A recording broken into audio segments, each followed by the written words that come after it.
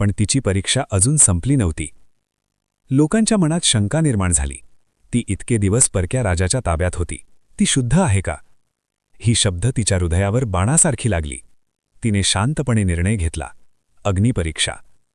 अग्निदेवाला साक्षी ठेवून ती अग्नीत प्रवेशली. तिच्या चेहऱ्यावर भीती नव्हती. तिच्या मनात फक्त सत्य होते. आणि अग्नीने तिला स्पर्शही केला नाही. ती निर्दोष होती. अयोध्येत परतल्यावर काही काळ सर्व सुरळीत झाले. पण लोकांच्या कुजबुजीला अंत नव्हता. राजधर्म कठोर असतो. गर्भवती असताना एका रात्री तिला पुन्हा वनात सोडण्यात आले.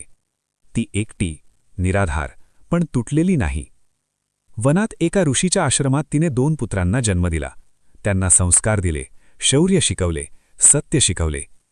ती एक आई होती, शक्तीची मूर्ती. तिने कधीही आपल्या मुलांना वडिलांविषयी कटुता शिकवली नाही.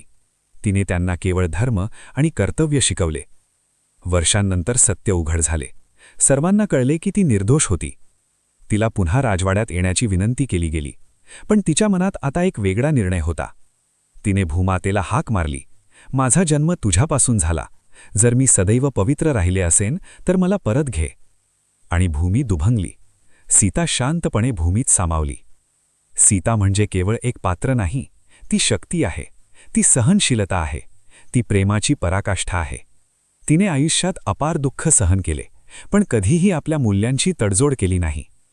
ती प्रत्येक स्त्रीसाठी प्रेरणा आहे की परिस्थिती कितीही कठीण असली तरी आत्मसन्मान सोडू नये. प्रेम करावे पण स्वतःचा सन्मान जपून. कर्तव्य पार पाडावे पण सत्यावर ठाम राहून. आजही जेव्हा आपण तिची कथा ऐकतो तेव्हा आपल्या मनात एक प्रश्न उभा राहतो. इतकी शक्ती तिला कुठून मिळाली? उत्तर सोपे आहे, तिच्या अंतःकरणातील सत्यातून. सीतेची कथा म्हणजे संघर्ष आणि शांततेचा संगम आहे. तिने कधीही प्रतिशोध घेतला नाही, पण अन्यायासमोर न झुकता स्वतःची ओळख जपली. ती भूमीची कन्या होती, स्थिर, सहनशील आणि अढळ. ही होती सीतेची कथा, त्यागाची, प्रेमाची आणि अढळ शक्तीची.